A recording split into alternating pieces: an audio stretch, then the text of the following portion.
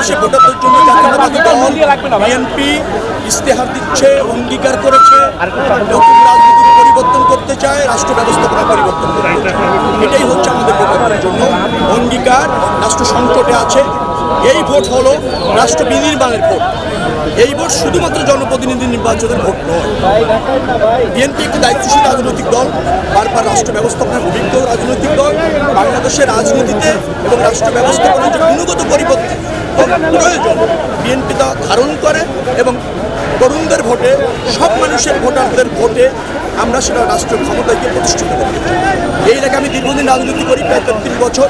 এলাকার মানুষের বেশ কিছু সমস্যা আছে, সেটা চিহ্নিত করেছি। ডেফিনেটলি তাদের প্রতিনিধিত্ব করার সুযোগ পেলে পর্যায়ক্রমে তা বাস্তবায়ন করা হবে এবং এই সমস্যাগুলি দূর করা হবে। জনগণ আমার উপর আস্থা রাখে, কারণ 33 বছরে তাদের সাথে আমার নারীর সম্পর্ক, নিবিড় সম্পর্ক।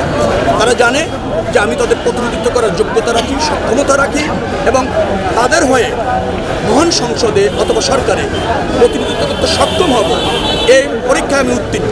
যার ফলে নির্বাচিত করার দায়িত্ব জনগণই নিয়ে নিয়েছে, ভোটাররাই নিয়ে নিয়েছে এই অঞ্চলে।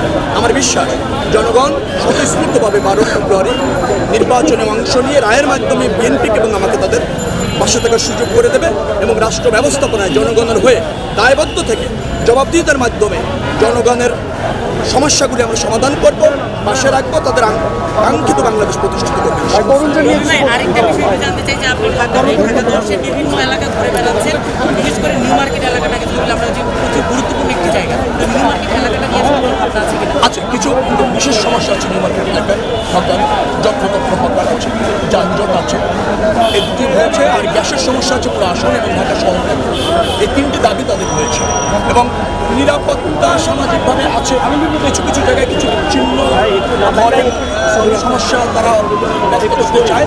তো এটা খুব গুরুত্বপূর্ণ সমস্যা বলে আমার কাছে মনে হয় না। একটা নির্বাচিত সরকার আসলে এবং আমি যদি তাদের প্রতিনিধিত্ব করার সুযোগ পাই, ডেফিনেটলি এটা অল্প সময়ের মধ্যে ঢাকা 10 আসনের ভোটাররা কেন আপনাকে ভোট দেবে? 10 আসনের ভোটাররা জানে যে তাদের সমস্যা, তাদেরকে আমি ধারণ করি। প্রথম, তাদেরকে রিপ্রেজেন্ট করার সক্ষমতা আমি রাখি, তাদের সমস্যাগুলি আমি জ্ঞাত, চিহ্নিত। একমাত্র আমি ব্যক্তিগত 33 বছর তাদের পাশে থেকে রাজনীতি করেছি, ঝুঁকি নিয়েছি, জনগণের অধিকার প্রতিষ্ঠিত করেছি, এই এলাকার মানুষের পাশে থেকেছি। যার ফলে তাদের কাছে আমি হচ্ছে একটা পরীক্ষিত, বিশ্বস্ত নেতা। আমরা জানি যে ঢাকা 10 আসনে আসিফ মাহমুদ সজিবুল্লাহ সাবেক উপদেষ্টা, তার সম্পর্কে আপনার মন্তব্য। তিনি নির্বাচনের কেস করতে চেয়েছিলেন, আমি তাকে স্বাগত জানিয়েছিলাম। আমার বিশ্বাস তিনি চেষ্টা করেছেন, জনমত না পাওয়ার আশঙ্কায় তিনি নিজেকে নির্বাচন থেকে গুটিয়ে নিয়েছেন। তিনি থাকলে নিশ্চয়ই ভালো হতো, একজন প্রার্থী বাড়ত, একটা প্রতিযোগিতা বাড়ার সম্ভাবনা ছিল, যেটা গণতন্ত্রের জন্য ইতিবাচক। কিন্তু যে কোনো কারণে হোক তিনি নিজেকে গুটিয়ে নিয়েছেন। তার মানে হচ্ছে নির্বাচনে অংশগ্রহণ করার আগেই পরাজয় মেনে নিয়েছেন।